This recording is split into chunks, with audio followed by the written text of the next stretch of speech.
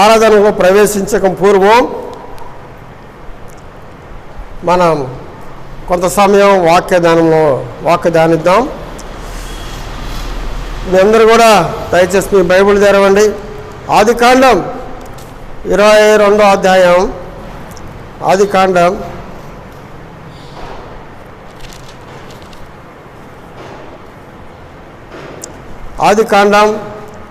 22వ అధ్యాయం 5వ వచనం చదువుకున్నాం.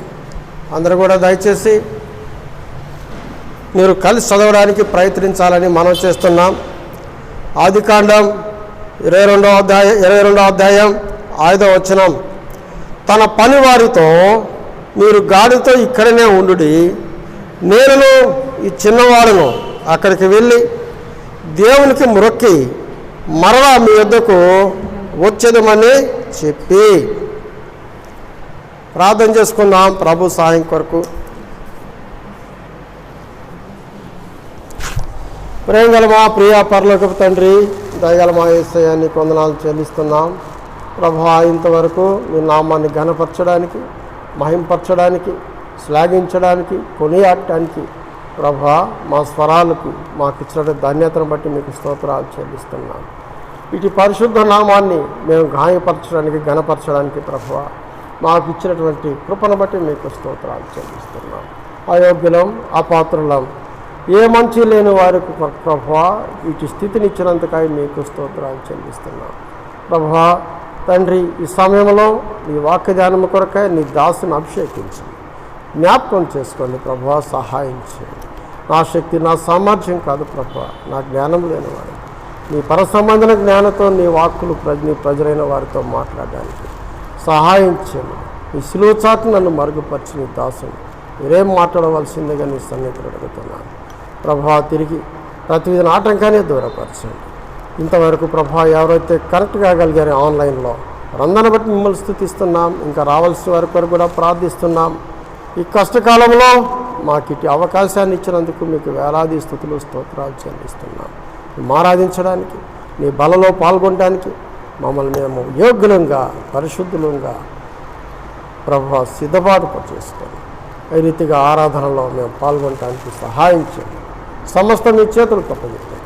వందనాలు, స్తోత్రాలు చెల్లిస్తూ యేసు పరిశుద్ధ నామములో ప్రార్థిస్తున్నాను తండ్రి, ఆమేన్.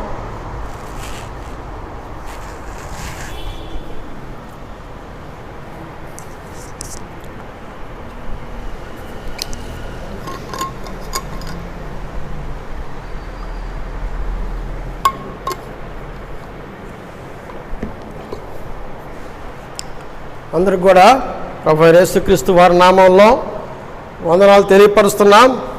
కొన్ని నిమిషాలు మనం ఆరాధనలో ప్రవేశించక పూర్వం దేవుని వాక్యాన్ని ధ్యానిద్దాం. ఇప్పుడు మనం ఆదికాండం 5వ అధ్యాయం, ఆదికాండం 22వ అధ్యాయం 5వ వచనంలో చదువుకుంటూ వచ్చాం. తన పని వారితో మీరు గాడిదతో ఇక్కడనే ఉండుడి, నేను ఈ చిన్నవాళ్ళను అక్కడికి వెళ్ళి దేవునికి మొక్కి మరలా మీ వద్దకు వచ్చేదనని చెప్పి. ఎవరు ఈ మాటలు చెప్తున్నారు అన్న సంగతి మనందరికీ బాగా తెలిసినటువంటి పరిచయమైనటువంటి భాగం. ఎందుకంటే ఇక్కడ అబ్రాహాము ఈ రీతిగా దేవునితో ఆశీర్వదించబడి దేవునితో నిబంధన చేయబడిన వాడై ఆ రీతిగా మరి దేవునికి మొరకడానికి తన కుమారుడైన ఇస్సాకును తీసుకొని మోరియా పర్వతానికి వెళ్తూ ఉన్నాడు. కొంత దూరం నడిచారు, కొంత దూరం ప్రయాణం చేశారు, గాడిదకి గంత కట్టారు, కట్టెలు అన్ని బరువు తీసుకొని వెళ్ళారు.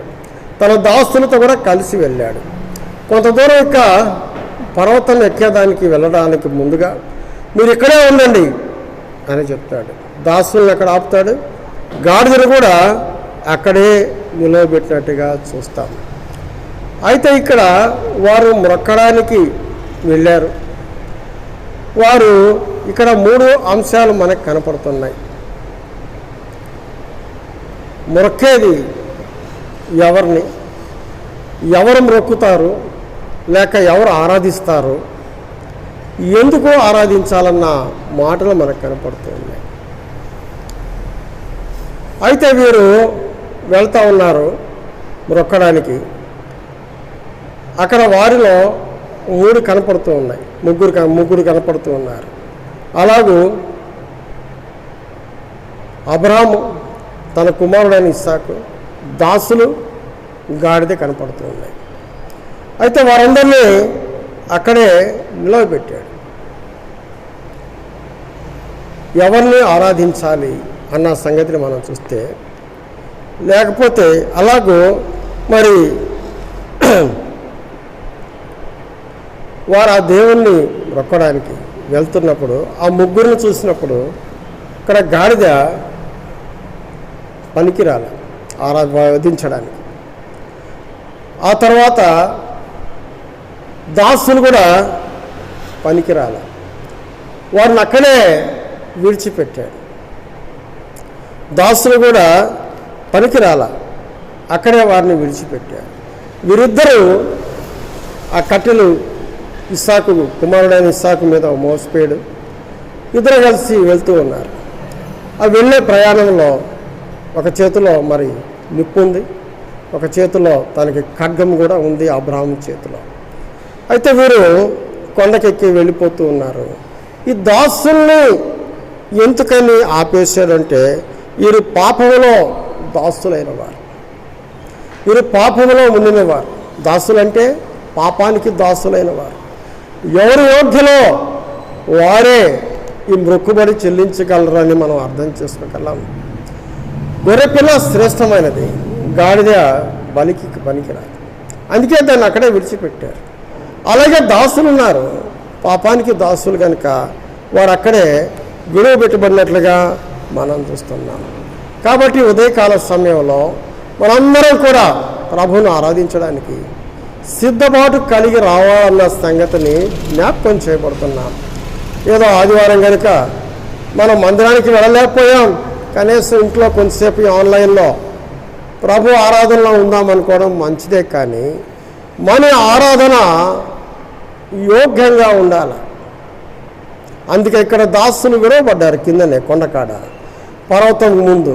ఆ తర్వాత గాడిద కూడా అక్కడ ముందు. వారు ఆ కట్టెలు మోయడానికి ఇష్టపడ్డారు, బరువు మోయడానికి ఇష్టపడ్డారు.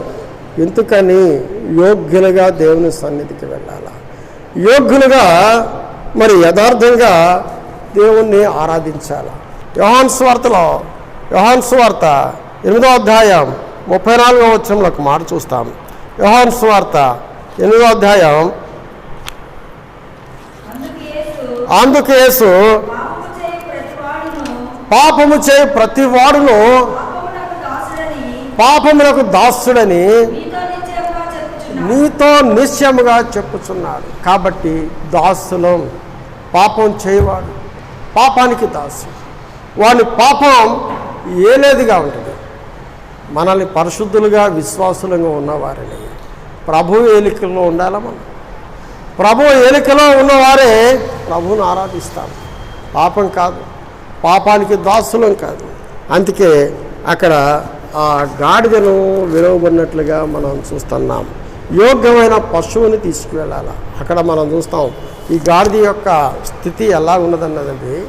ఎందుకన్నది నిర్గమాకాండంలో 13వ అధ్యాయం, నిర్గమాకాండం 13వ అధ్యాయం 12-13 వచనాల్లో అక్కడ దానికి బదులుగా గొర్రెపిల్లనే బలి ఇవ్వాలన్న సంగతిని మనం చూస్తాం.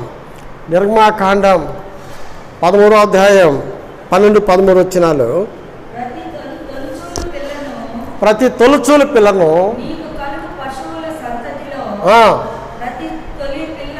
ప్రతి తొలి పిల్లను యెహోవాకు ప్రతిష్ఠింపవలెను. వానిలో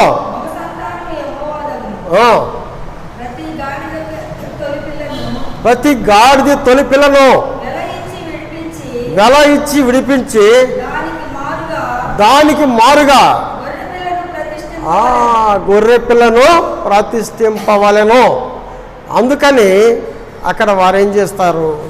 దాసులను విడిచిపెడతారు.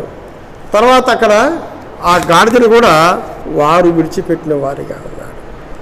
కాబట్టి ఉదయకాల సమయంలో ఒకవేళ చేరి వచ్చిన మనం ఒకవేళ పాపానికి దాసులమైతే, పాప యొక్క ఏలికలో మనం ఉన్నట్లయితే, మనం యోగ్యంగా ఉండి యోగ్యపరచబడి ఆ ప్రభు అయిన యేసుక్రీస్తు వారి రక్తంలో ఆ రీతిగా ఆ యథార్థమైన ఆరాధన చేయాలని చెప్పేసి ఉదయకాల సమయంలో మనం జ్ఞాపకం చేయబడుతున్నాం. మన ఆరాధన అయోగ్యంగా ఉండడానికి వీలు లేదు. అయితే ఆ మొక్కడానికి దేవుని దగ్గరికి ఆరాధించడానికి వారు వెళ్ళినట్లుగా మనం చూస్తాం. అయితే మరి అందుకే ఈ మొక్కటం ఆరాధించడం లేక యథార్థంగా ఉండాలి. మన హృదయాన్ని దేవునికి ఇచ్చేవారిగా ఉండాలి. ఎందుకంటే కయ్యూను హేబేలు మనందరికీ తెలుసు. వారిద్దరూ ఒక తల్లి తండ్రి సంతానమే, అన్నదమ్ములే, ఒకే బ్రాటప్లో వాళ్ళు వచ్చి ఉండవచ్చు. అయితే ఇక్కడ ఇద్దరు కూడా దేవునికి అర్పణలు అందించడానికి వారు వచ్చారు. ఇక్కడ ఇద్దరు అర్పణలు అందించారు. కయ్యూను ఇచ్చాడు, హేబేలు ఇచ్చాడు. హేబేలు అర్పణ అంగీకరించబడింది. కారణం హేబేలు యొక్క హృదయాన్ని దేవునికి ఇచ్చాడు. కయ్యూను హృదయాన్ని ఇవ్వాల, ఏదో అలవాటుగా ఆచారకంగా ఇచ్చాడు. అందుబట్టి అర్పణ అంగీకరించబడింది. ఇక్కడ మనం ఏం జ్ఞాపకం చేయబడుతున్నామంటే ఉదయకాల సమయంలో అర్పణ అందించడం కాదు, మన హృదయాన్ని దేవునికి ఇవ్వాలి. మన ఆరాధన యథార్థమైనటువంటి ఆరాధనగా ఉండాలని దేవుని కోరుతా ఉన్నాడు. 19వ అధ్యాయం లేవి కాండంలో 5వ వచనంలో ఒక మాట చూస్తాం. లేవి కాండం 19వ అధ్యాయం 5వ వచనం.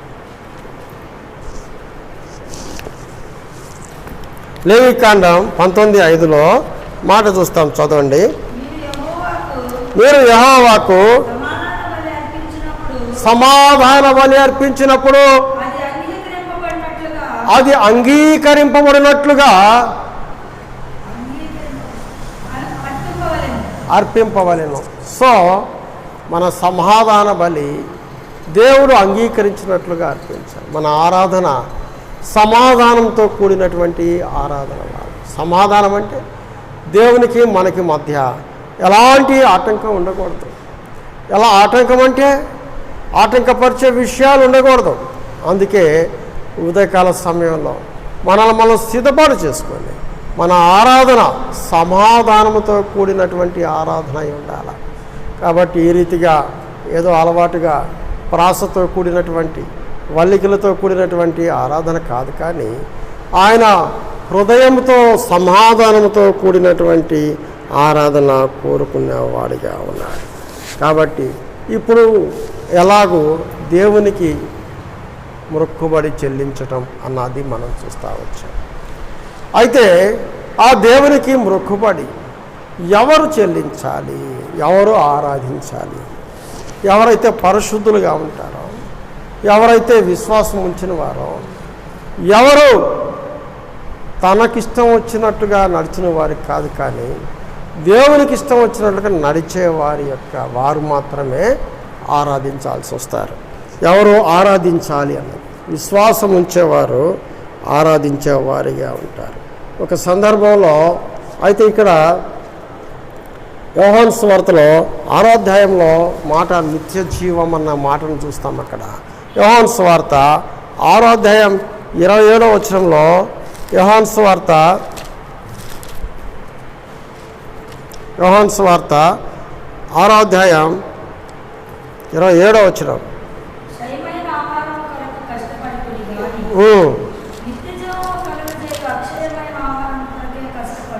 క్షయమైన ఆహారము కొరకు కష్టపడుకుడు కానీ నిత్య జీవము కలుగు చేయు అక్షయమైన ఆహారము కొరకే కష్టపడని చెప్తాడు.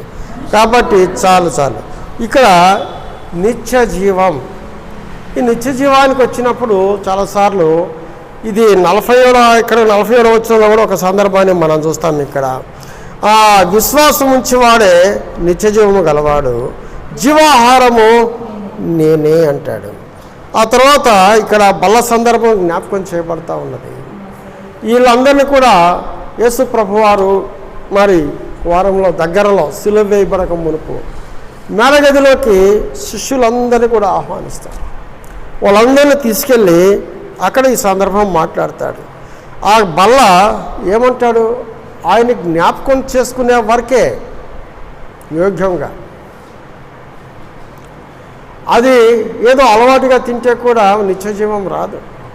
ఈ నిత్యజీవం వచ్చేది ఎక్కడ? విశ్వాసం ఉంచువాడే నిత్యజీవము కలవాడు అన్న మాట తన శిష్యులైన వారికి అక్కడ జ్ఞాపకం చేయబడతా ఉన్నది. అది అనుకుంటామేమో, మనం ఆరాధిస్తున్నాం, ప్రభువైన యేసుక్రీస్తు వారు శరీర రక్తాలు సూచించే బలలో కూడా పాల్గొంటున్నాం అనుకుంటామేమో. అది కాదు. అయితే ఇక్కడ ఆయన యందు విశ్వాసం ఉంచు వారినే ఆయన మరి అతి ఆరాధన ఆయన అంగీకరించేవాడిగా ఉన్నాడు. కాబట్టి మార్కు సువార్త 7వ అధ్యాయం 6వ వచనంలో యథార్థమైనటువంటి ఆరాధన కోరుకునేవాడిగా ఉన్నాడు దేవుడు. మన ఆరాధన యథార్థంగా ఉండాలన్న సంగతిని అక్కడ తెలియపరుస్తూ ఉన్నాడు. మార్కు సువార్త 7వ అధ్యాయం 6వ వచనంలో ఆ మాట చూస్తాం. మన ఆరాధన ఎలా ఉండాలి? యథార్థమైన ఆరాధనగా.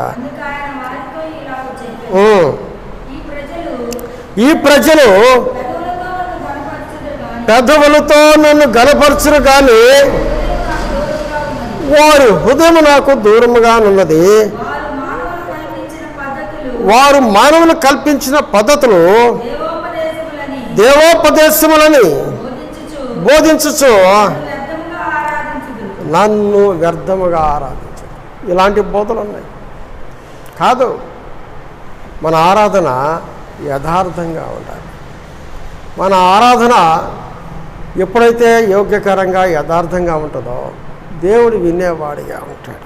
ఒకవేళ అలాంటి ఆరాధన కాకుండా మరొక ఆరాధన, లోకం కల్పించే ఆరాధన చేసినట్లయితే దానివల్ల ప్రయోజనం లేదు, అది వ్యర్థమవుతుంది అన్న సంగతిని మనకి వాక్యం తెలియపరుస్తూ ఉన్నది.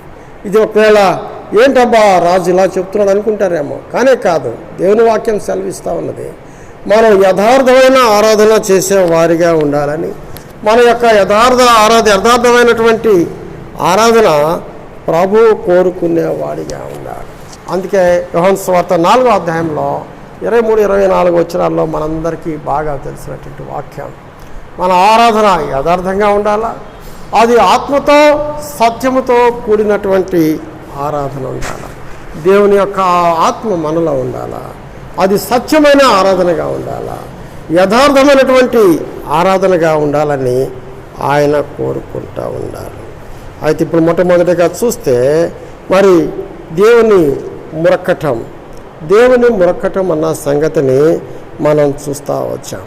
తర్వాత ఎవరిని ఆరాధించాలి అన్న సంగతి చూస్తూ వచ్చాం. అలా ఎవరిని ఎలాగో ఆరాధించాలన్నది కూడా మనం వాక్యానుసారంగా ఇప్పటివరకు చూస్తూ వస్తున్నాం. అయితే ఇక్కడ మనం ఎందుకు ఆరాధించాలి అన్నది ఒక ప్రశ్న మనలో వస్తూ ఉంటుంది. ప్రభువుని దేవుడు అన్నాం, ఆ దేవత దేవుడిని మరి ఆరాధిస్తూ వచ్చాం, ఆరాధించాలని చెప్పుకుంటూ వచ్చాం. ఎవరు ఆరాధించాలి, ఎలాగూ యథార్థంగా ఉండేవారిని, యథార్థ పరులు, విశ్వాసులు, దేవునికి యొక్క ఆలోచన బట్టి నడిచేవారు, వారు ఆరాధించాలి అన్న సంగతిని చూసి వస్తూ వచ్చాం. ఆ ఆరాధన కూడా ఎలా ఉండాలి అన్నది కూడా మనం ఇప్పటి వరకు చూస్తాం. అయితే ఇప్పుడు అసలు ఎందుకు ఆరాధించాలి, ప్రభువును మనం ఎందుకు ఆరాధించాలి, దేవుణ్ణి ఎందుకు ఆరాధించాలి అన్నది చూస్తే మనం అక్కడ మరి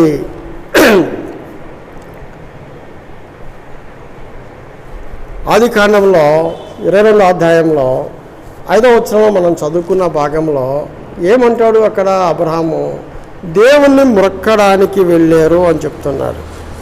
దేవుణ్ణి లేకపోతే ఎవరిని ఆరాధించాలన్నది మనం దానికన్నా ముందుగా చూస్తాం. ఎవరిని ఆరాధించాలి, మన ఆరాధన దేవునికి మొక్కాలి. అలాగూ తర్వాత చూస్తే ఎలాగో ఆరాధించాలి ఎవరు అన్నది చూస్తూ వచ్చాం. అయితే ఇప్పుడు ఆరాధించడానికి దేవుడు, చాలామంది దేవతలు దేవుళ్ళు అనేవాళ్ళు ఉంటారు, వారు కాదు. ఇక్కడ ఆది కాండంలో ఆయన దేవుణ్ణి ఆరాధించడానికని దాసుల్ని, గాడిదను, తన కుమారుణ్ణి తీసుకొని వెళ్ళడం అన్నది మనం చూస్తూ ఉన్నాం. అయితే ఈ దేవుడు ఎవరు, ఎలాగూ అన్నది మనం ఒకసారి చూద్దాం రండి. మత్తయి సువార్తలో 14వ అధ్యాయం 33వ వచనం. మత్తయి సువార్త 14వ అధ్యాయం 33వ వచనం. అంతటి ధోనిలో వచ్చి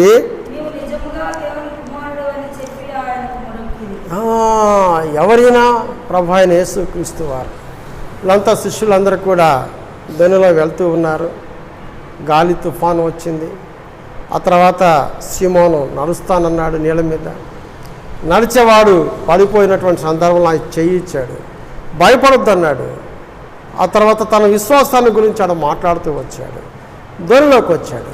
వారందరూ కూడా గాలి తుఫాను ఇవన్నీ నిమ్మలం అవ్వడం చూసి ఆయన నీటి మీద నడవడం చూసినటువంటి అప్పుడు ఏమన్నాడు, నిజముగా నీవు దేవుని కుమారుడు అని ఆయనకి మొక్కిరి. ఆయనే మరి ఇక్కడ చూస్తే అబ్రహాము మొక్కడానికి వెళ్ళాడు. ఇక్కడ ప్రజలందరూ కూడా మొక్కుతున్నట్టు చూస్తున్నాం. ధోనిలో ఆ యొక్క ఆశ్చర్య కార్యాన్ని చూసి వారు మొక్కినట్లుగా మనం చూస్తాం. పలు సందర్భాల్లో కూడా మనం ప్రభు అయిన యేసుక్రీస్తు వారిని జనసమూహాలు మొక్కుతూ వస్తారు. ఎందుకని ఎవరినంటే అక్కడే కాదు మనం మొక్కేది, జీవనల్లా దేవుణ్ణే మనం ఆరాధించాలి, మనుషులు కాదు. మత్తయి సువార్త 4:10 ఒక మాట చూస్తాం. మత్తయి సువార్త 4వ అధ్యాయం 10వ వచనం, యేసు వానితో సాతానా పొమ్ము, ప్రభు అయిన నీ దేవునికి మొక్కి ఆయన మాత్రమే సేవింపవలెను అని చెప్పారు.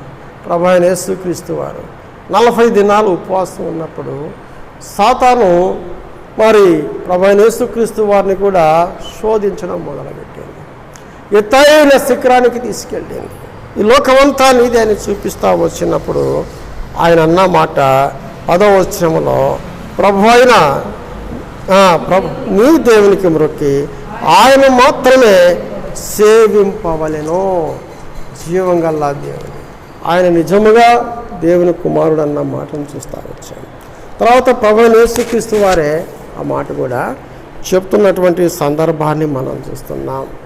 ఈ లోకంలో మనుషుల్ని మొక్కే వారిగా ఉన్నాం, మనుషుల్ని పొగిడే వారిగా ఉన్నాం, మనుషులు కూడా మొక్కేవారిని ఆహ్వానించే పరిస్థితులను కూడా చూస్తూ ఉన్నాం చాలామందిని. కానీ అది కానే కాదు, జీవంగల్లా దేవుణ్ణి ఆయన మనం ఆరాధించాలా, మొక్కే వారిగా ఉంటాం. ఆరాధన, పూజ, మొక్కుబడి ఇదంతా కూడా ఒకే భావానికి చెందిందన్న మాట మనకు అర్థమవుతూ ఉన్నది.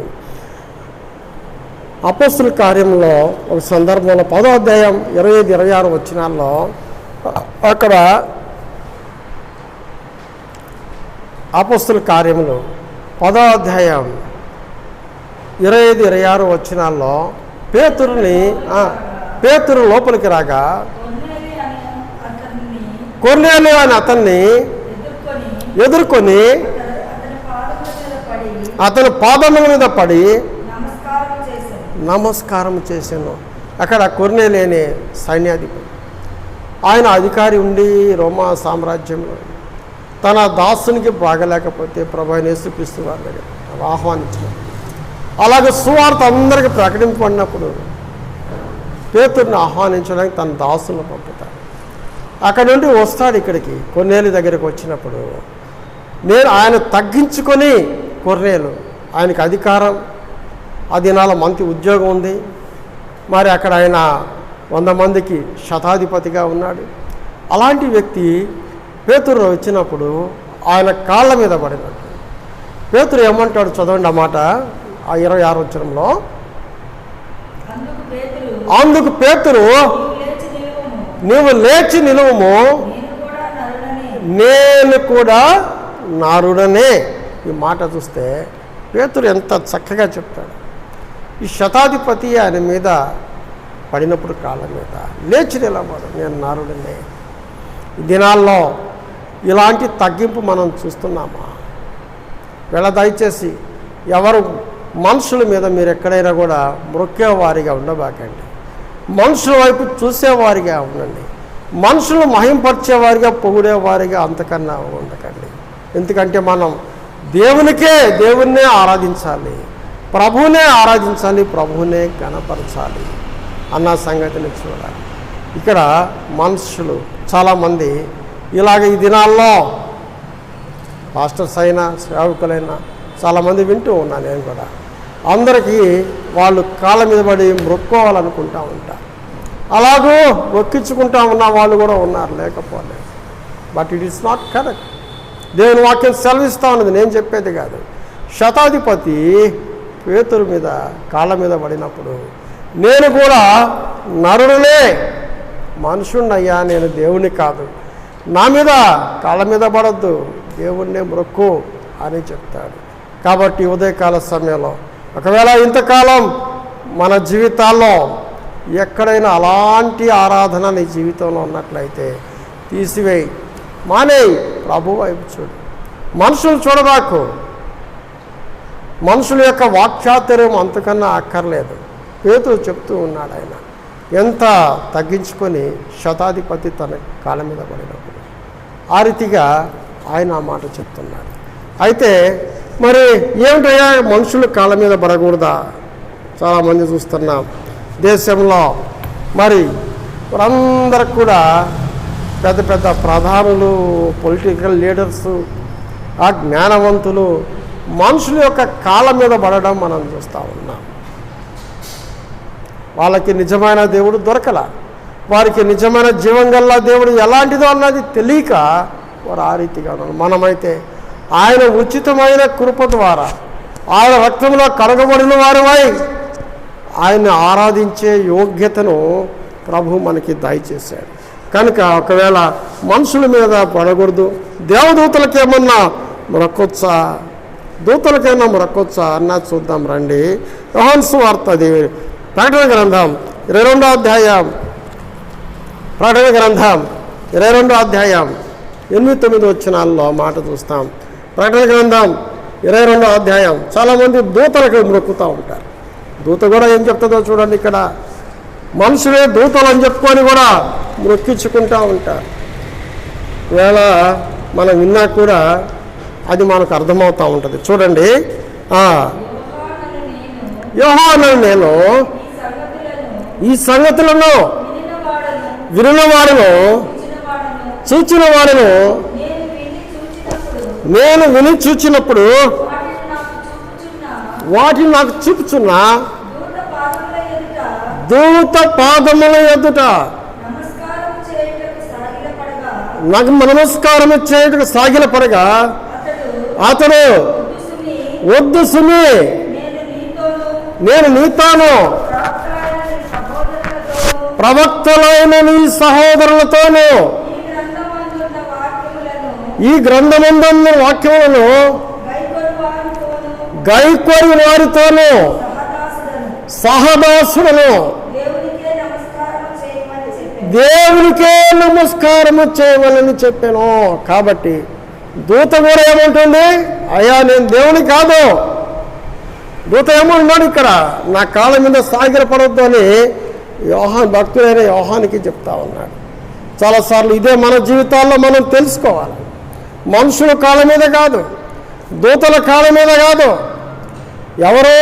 ఎవరికి చెప్తున్నారైనా లాస్ట్ పదం వాక్యాన్ని గైకొనేవారు.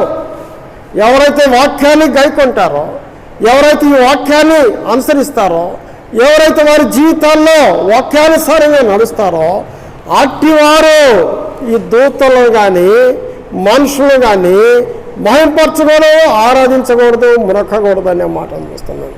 అయితే ఎవరిని మొరక్కాలి, ఎవరికి చేయాలి అన్న సంగతిని మనం చూస్తూ వచ్చాము ఇంతవరకు. దేవునికే. అందుకే అబ్రాహాము తన కుమారుడైన ఇస్సాకును తీసుకొని వారిద్దరు మాత్రమే కొంత దూరం ప్రయాణం చేసిన తర్వాత పర్వతం మీదకి, ఆ ఆరాధన స్థలానికి, మొక్కుబడి స్థలానికి వారిద్దరు మాత్రమే వెళ్ళినట్టుగా మనం చూస్తాం. మిగతా దాసుల్ని, గాడిదలు అంతా కూడా కిందనే, పర్వతం కిందనే విడిచిపెట్టారు. కాబట్టి అట్టి పర్వతానికి, అట్టి పర్వత శిఖరానికి మనల్ని మనం ప్రభువైన యేసుక్రీస్తు వారు తీసుకొచ్చారు. మనం ఆరాధించే వారిగా, ఆరాధించేటువంటి మరి ఆధిక్యత మనకిచ్చాడు. కాబట్టి మన ఆరాధన యథార్థంగా ఉండాలి, మన ఆరాధన ఆత్మానుసారంగా ఉండాలి, మన ఆరాధన సత్యముగా ఉండాలి అన్నది మనం జ్ఞాపకం చేయబడుతున్నాం. చివరికి ఒక మాట చూస్తాం ఇక్కడ. మొదటి యోహాను రాసిన పత్రికలో 5వ అధ్యాయం 20వ వచనం. మొదటి యోహాను రాసిన పత్రిక 5వ అధ్యాయం 20వ వచనంలో మనం మాట చూస్తాం. చదవండి.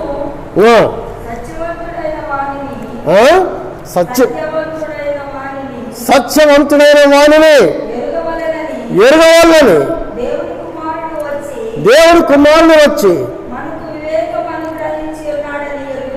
మనకు వివేకం అనుగ్రహించున్నాడని ఎరుగుదాము.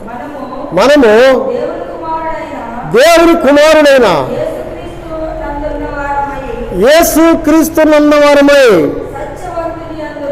సత్యవంతుడు, మనం సత్యవంతుడు ఉన్నాం. ఆయనే నిజమైన దేవుడును నిత్య జీవమునై ఉన్నాడు. అర్థమైందా? ఎవరు నిజమైన దేవుడు? యేసుక్రీస్తు వారు.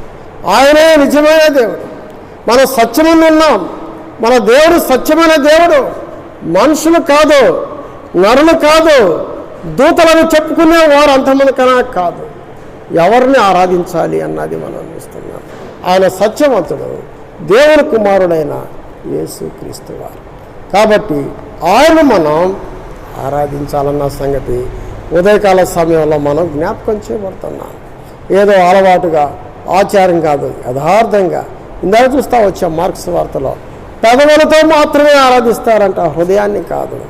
ఇద్దరు అర్పణలు తీసుకొచ్చారు, అన్నదమ్ములు ఇద్దరు, ఒకే తండ్రి సంతానం. ఏమైంది? ఒకరిది మాత్రమే అంగీకరించబడింది. కారణం తన హృదయంలో లేదు. హృదయాలు కాదు, అర్పణలు ఇస్తే కాదు, అది హార్ట్ఫుల్గా ఉండాలన్నది ప్రభువు చెప్తూ ఉన్నాడు వాక్యం. అయితే ఎందుకు ఆరాధించాలి, అసలు ఏమిటి అన్నది మనం ఒకసారి ఆలోచించాలి. ఉదయకాల సమయంలో ఆరాధన అని చెప్తున్నారయ్యా. నిజమే, దేవుని ఆరాధించాలి, ఎవరు ఆరాధించాలి, ఇవన్నీ కూడా మనం చూస్తూ వచ్చాం. అసలు ఎందుకు ఆరాధించాలి అనుకుంటే రండి, ఆదికాండం 15వ అధ్యాయం, ఆదికాండం 15వ అధ్యాయం 6వ వచనం.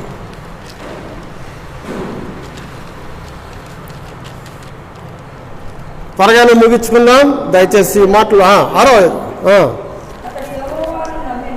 అతడు యెహోవాను నమ్మెను. ఎవరి గురించి రాయబడిన మాట ఇది? ఆయన యెహోవాను నమ్మాడు, అది అతనికి నీతిగా ఎంచబడింది. ఎవరు? అబ్రహాము గురించిన మాట. నిరాధారం, నిరీక్షణ లేని రోజుల్లో ఆయన నమ్మాడు. ఆ రీతిగా నమ్మాడు కనుకనే తన కుమారుణ్ణి పైకి తీసుకెళ్తా ఉన్నాడు. ఎక్కడికి? మోరియా పర్వతం మీదకి. ఎంతో కష్టమైన పరిస్థితి. అక్కడ చూస్తే ఆదికాండం 22:6వ వచనంలో చూస్తే వాళ్ళిద్దరు కలిసి బయలుదేరుతూ కొంత సంభాషణ మాట్లాడుకుంటూ ఉంటారు. వారు మాట్లాడుకున్నటువంటి మాట 6వ వచనం, దహన బలికి కట్టెలు తీసుకొని తన కుమారుడకు ఇస్సాకు మీద పెట్టి తన చేతిలో నిప్పును కట్టుకొని పోయెను. వారిద్దరు కూడి వెళ్ళుచుండగా ఇస్సాకు తన తండ్రి అయిన అబ్రహాముతో, నా తండ్రి అని పిలిచెను. అందుకతడు, ఏం నా కుమారుడు అనెను. అప్పుడు అతడు నిప్పును కట్టెలను ఉన్నవి కానీ దహన బలికి గొర్రె పిల్ల ఏది అని. ఎంత కష్టం ఉంటుందో ఆ సంభాషణలో. తన కుమారుణ్ణి, ఒకగానొక కుమారుని తీసుకున్నాడు, కట్టెలు తీసుకున్నాడు, దాసులు గాడిదను తీసుకుని బయలుదేరాడు. గాడిదలను దాసులను విడిచిపెట్టాడు. ఇక మొక్కుబడి చెల్లించే స్థలానికి, వారి ఎత్తైన స్థలానికి, మోరియా పర్వతం మీదకి బయలుదేరారు. కట్టెలు కుమారుడి దగ్గర భుజాన మోసాడు. ఆ తర్వాత తండ్రి నిప్పు తీసుకున్నాడు, ఖడ్గం తీసుకున్నాడు, మాట్లాడుకుంటూ పోతున్నారు. నిజమే తండ్రి, ఈ పరిస్థితి ఏమిటి? పశువేది, వలి పశువు లేదే అని అడుగుతూ ఉన్నప్పుడు ఎంత కష్టమైన స్థితిని తండ్రి చూస్తూ ఉన్నారు. అది నమ్మకం, అది విశ్వాసం. ఇక్కడ చూస్తే ఏమంటాడైనా, అందుకే నిరీక్షణ లేని దినాల్లో, ఏ ఆధారం లేని దినాల్లో ఆయన నమ్మాడు. అది అతనికి నీతి. అందుకే మనం ఆయన్ని ఆరాధించాలి. అందుకే ఆయన మనం మొక్కవలసిన వారిగా ఉన్నాం. రండి ప్రకటన గ్రంథం 5వ అధ్యాయం 10వ వచనం ఒక మాట చదువుతాం. ప్రకటన గ్రంథం 5వ అధ్యాయం 10వ వచనం.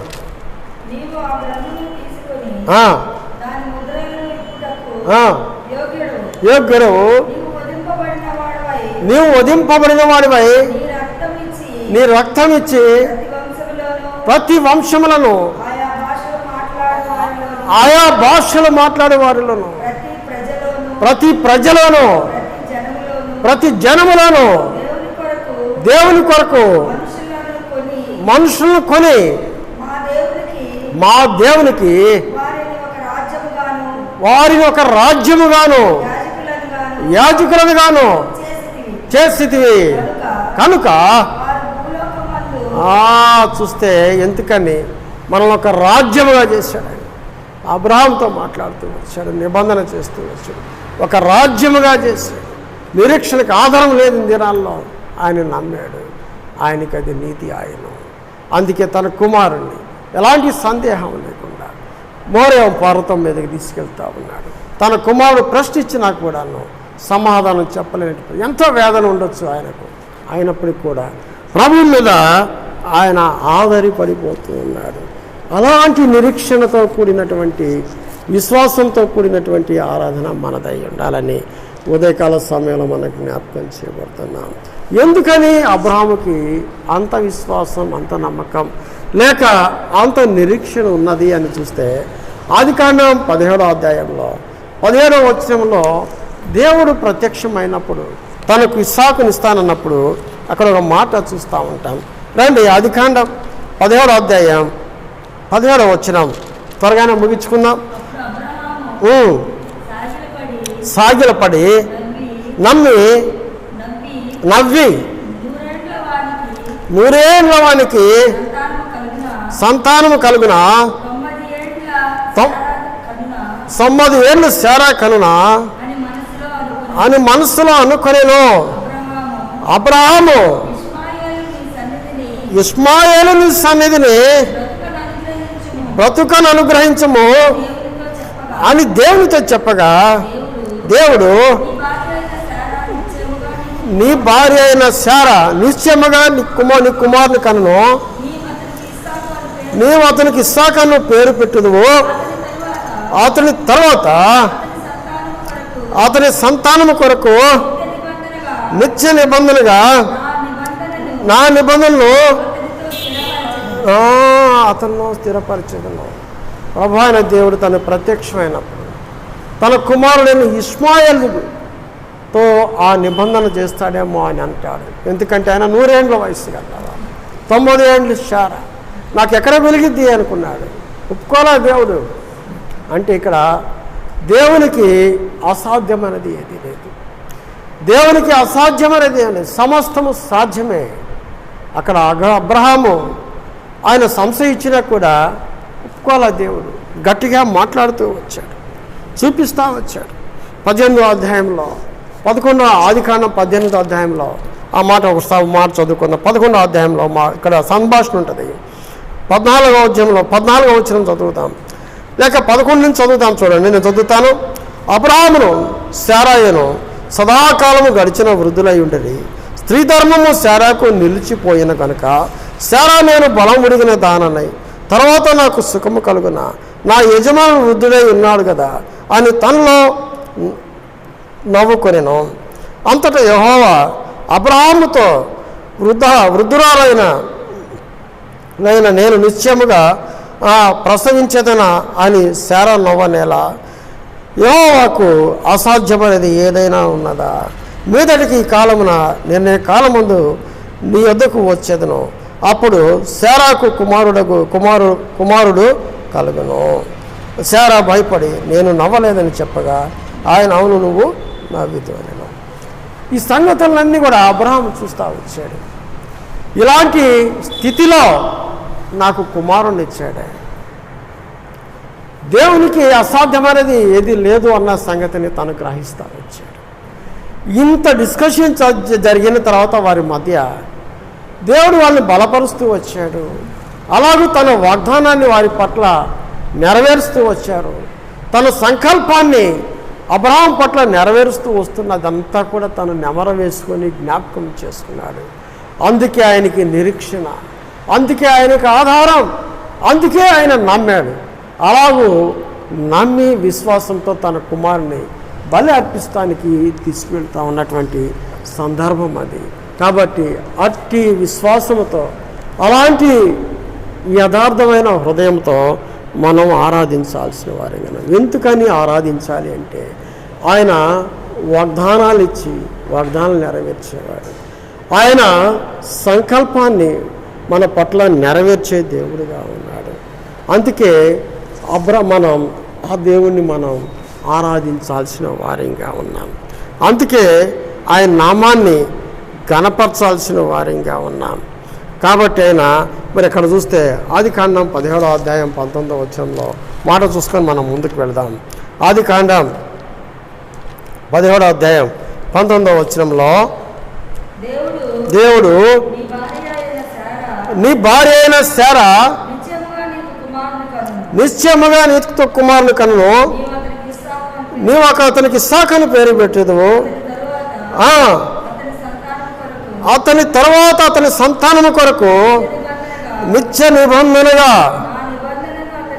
నా నిబంధనలు అతనితో స్థిరపరచెదను. ఈ మాటలన్నీ కూడా, ఈ వాగ్దానాలు జ్ఞాపకం వచ్చినాయి. అందుకే ఆయన దేవుడు, అందుకే ఆయన ఆరాధించాలి. అరే, దేవుడు నాతో నిబంధన చేశాడు కదా, నాకు ఒక కుమారుని ఇస్తానన్నాడు, ఆయన సంతానాన్ని స్థిరపరుస్తానన్నాడు. ఆయన మరి ఇవన్నీ కూడా నెరవేర్చే దేవుడు కదా. ఇప్పుడు ఆయన అడిగాడు బలి ఇవ్వమని, ఆయన చూసుకుంటాడు అనుకున్నాడు. అందుకే ఆయన వెనుదిరిగి ఇలా ఆధారపడి దేవుని మీద ఆ రీతిగా వెళుతూ వచ్చాడు. ఆ తర్వాత అందుకే ఆయన మరి తర్వాత మనం చూస్తూ వచ్చాం ఏ రీతిగా దేవుడు అబ్రహామును బలి ఇచ్చేటప్పుడు మరి ఆపాడో, ఏ రీతిగా తన గొర్రె పిల్లను చూపించాడో, ఈ సంగతులన్నీ మనం ఎరుగుతాం. అందుకే అంత గొప్ప కార్యాలు చేసే దేవుడు, తన వాగ్దానాలు నెరవేర్చే దేవుడు గనుక మనం ఆయన్ని ఆరాధించాలి. అలాంటి వాగ్దానాల పట్ల అతి నమ్మకం, విశ్వాసం దేవుని దగ్గర తను ఉంచుతా వచ్చాడు.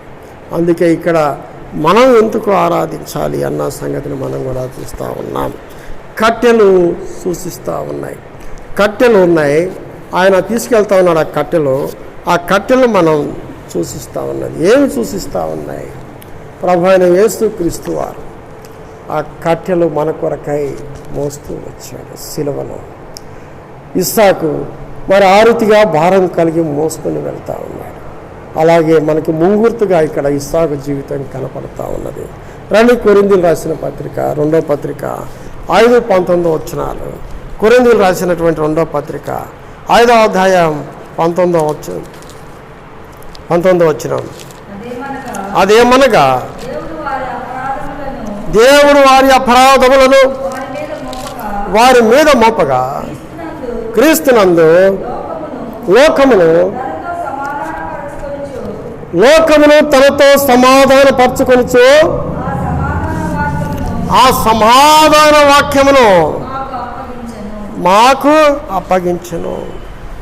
కొరింథీయులకు రాస్తా ఉన్నారు, కొరింథీ సంఘాతం. కాబట్టి ఇక్కడ 19వ వచనంలో అదేమనగా దేవుని వారి అపరాధములను వారి మీద మోపక క్రీస్తునందు లోకము తనతో సమాధానపరచుకొనొచ్చు ఆ సమాధాన వాక్యమును మాకు అప్పగించెను. కాబట్టి అక్కడ ఏమైంది? వారి అపరాధములను వారి మీద మోపక ఇస్సాకు కట్టెలు మోసుకెళ్తా ఉన్నాడు. ప్రభు అయిన యేసుక్రీస్తు వారు మన అపరాధములు ఆయన మోసిన వాడిగా చూస్తాము. క్రీస్తునందు సమాధానం, క్రీస్తునందు లోకమును తనతో సమాధానపరచుకొనెను. ఆ సమాధాన వాక్యమును మనకు అప్పగించను. కాబట్టి ఏమంటే ఇది వాక్యాన్ని అనుగ్రహించాడు. క్రీస్తు మన సమాధానపరుస్తూ వచ్చాడు లోకమునకు. ఎలాగో ఆయన శిలువ ద్వారా, ఆయన కార్చిన రక్తము ద్వారా సమాధానం లోకానికి ఇస్తా వచ్చాడు. కాబట్టి ఆయనకు మనం ఆరాధించాల్సిన వారిగా ఉన్నాం. మనం ఆరాధించాల్సిన వారిగా ఉన్నాం. యెషయా గ్రంథంలో 53వ అధ్యాయం 3వ వచనంలో మాట చూస్తాం. యెషయా గ్రంథం 53వ అధ్యాయం, యెషయా గ్రంథం 53వ అధ్యాయం 3వ వచనంలో మాట చూస్తాం. అతడు తృణీకరింపబడిన వాడు ఆయను, మనుషుల వలన విసర్జింపబడిన వాడును, వ్యసనాక్రాంతులుగాను వ్యాధిని అనుభవించిన వాడుగాను నేను మనుషుల ద్వారా తృణీకరింపబడిన వాడిగా ఉన్నాడు. అలాగే మనుషుల వలన విసర్జింపబడిన వాడిగా ఉన్నాడు. ఆ రీతిగా ఆయన దేవుని కుమారుడై ఉండి, దేవాది దేవుడై ఉండి మనుషుల ద్వారా విసర్జింపబడిన వాడు. ఆ రీతిగా 6వ వచనంలో చూస్తే మనందరము గొర్రెల వల్ల త్రోవ తప్పిపోతుంది, మనలో ప్రతి వారును తనకిష్టమైన త్రోవకు తొలగాను. యెహోవా మన ఎందరి దోషములను అతని మీద మోపెను. మనం గొర్రెల వల్లే త్రోవ తప్పిన స్థితిలో ఉన్నాం. మనకిష్టమైన దారిలో ఉన్నప్పుడు మన దోషాలు ఆయన మీద మోపాడు. అందుకే ఆయన నలగొట్టబడ్డాడు, విరగొట్టబడ్డాడు, మనకి గొప్ప రక్షణనిచ్చాడు. అందువలన మనందరం కూడా ఆరాధించవలసిన బదులుగా ఉన్నాం. యోహాను సువార్తలో 21వ అధ్యాయం 29వ వచనంలో మాట చూసుకొని ముందుకు వెళదాం. యోహాను సువార్త 1వ అధ్యాయం 29వ వచనం. యోహాను సువార్త మరునాడు చూచి ఇదిగో లోక పాపమును మోసుకొని పోవు దేవుని గొర్రె పిల్ల, లోక పాపమును మోసుకొని పోవున దేవుని గొర్రె పిల్ల. యోహాను భక్తుడు అంటూ చెప్తూ ఉన్నాడు. ప్రభువైన యేసుక్రీస్తు వారు చూసి మనం గొర్రెల వలె త్రోవ తప్పినప్పుడు ఆయన మీద మన దోషాలు మోపబడ్డాయి. కాబట్టి ఆయన శిక్ష నుండి మనల్ని తప్పించాడు. అందుకు మనం ఆయన్ని ఆరాధించాలి. లోకానికి సమాధానం తెచ్చిన వాడిగా ఉన్నాడు. దాన్ని చివరిగా కొలసీలు రాసిన పత్రికలో, కొలసీలు రాసిన పత్రిక 2వ అధ్యాయం 13వ వచనం.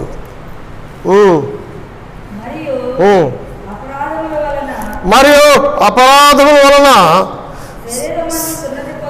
శరీరమందు సున్నతి పొందక మీరు మృతులై ఉండగా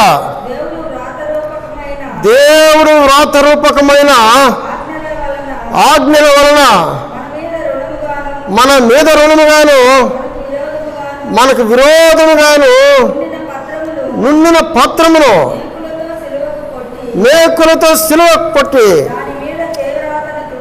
దాని మీద చేవ్రాతను తుడిచివేసి మనకు అడ్డము లేకుండా దాన్ని ఎత్తివేసి మన అపరాధములన్నిటికీ క్షమించి అతనితో కూడా మిమ్మును జీవింపచేసాను. కాబట్టి మన అపరాధములు, మన మీద ఉన్నటువంటి మరి ఆరోపణలన్నీ కూడా ఆ శిలువ పత్రానికి మేకులు కొట్టించుకున్నాడు. కాబట్టి అవన్నీ మన మీద తీసివేశాడు, తుడిచివేశాడు. మనకి నిత్య జీవనం వెళ్ళడానికి అడ్డం లేకుండా దాన్ని ఎత్తివేసి ఆ అపరాధములన్నిటిని కూడా ఆయన క్షమించి ఆయనతో కూడా జీవింపజేసాను. ఇది ఆ మాట జ్ఞాపకం చేసుకోవాలి. ఇందువలన ఇటు గొప్ప ఆధిక్యత మన అపరాధములన్నిటిని కూడా తుడిచివేశాడు. కనుక ఉదయకాల సమయంలో మనం ఆయన్ని ఆరాధించవలసిన వారంగా ఉన్నాం. ఆయన నామాన్ని ఘనపరచవలసిన వారంగా ఉన్నాం. కాబట్టి ఇలా చూస్తే జకర్యాలో ఒక్క మాట చూసుకుందాం. జకర్యా 13వ అధ్యాయంలో, జకర్యా పుస్తకంలో 13వ అధ్యాయం 7-8 వచనాలు చూద్దాం. జకర్యా 13వ అధ్యాయం 7-8 వచనాలు. ఖడ్గమా నా గొర్రెల కాపుర మీదను, నా గొర్రెల కాపుర మీద పడింది ఖడ్గం. ఆయన అబ్రాహాం అక్కడ తీసుకెళ్ళినటువంటి నిప్పు, అబ్రాహాం అక్కడ తీసుకెళ్ళిన ఖడ్గం ఎన్ని గొర్రెల కాపురం సూచిస్తారు. ఆ నిప్పు అవన్నీ కూడా ఆ శాపగ్రస్తమైన జీవితాన్ని అంతా కూడా ప్రభువైన యేసుక్రీస్తు వారు ఆయన మన కొరకు ఆ కలవసులలో భరించినట్టుగా చూస్తాం. కాబట్టి ఇక్కడ 102వ దావీదు కీర్తనలో మూడవ వచనంలో మాట చదువుతున్నాం. 102వ దావీదు కీర్తన 3వ వచనం. 102వ దావీదు కీర్తన 3వ వచనం.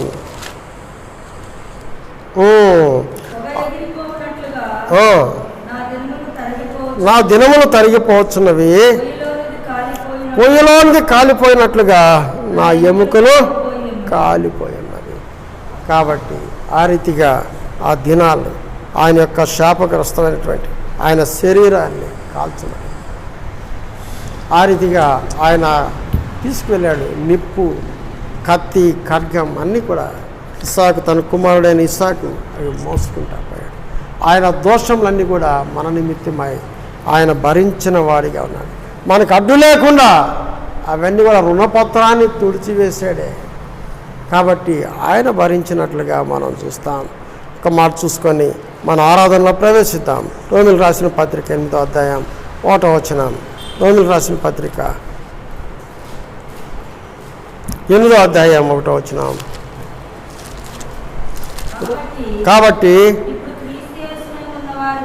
ఇప్పుడు క్రీస్తు యేసునందున్న వారికి ఏ శిక్షా విధియు లేదు.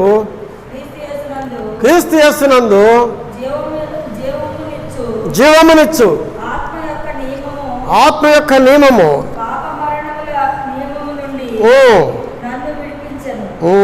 కాబట్టి పాప మరణ నియమం నుండి ఆయన నన్ను విడిపించెను. ఆ మాట క్రీస్తు యేసునందు ఉన్న వారికి ఏ శిక్షా విధియు లేదు. అందుకే మనం ఆరాధించాలి. ఎందుకు ఆరాధించాలా? ఈ శిక్షను, ఈ దోషమును, ఈ శాపమును ఇవన్నీ కూడా తాను భరించాడు. మనకి నిత్య జీవానికి మార్గం చూపించాడు.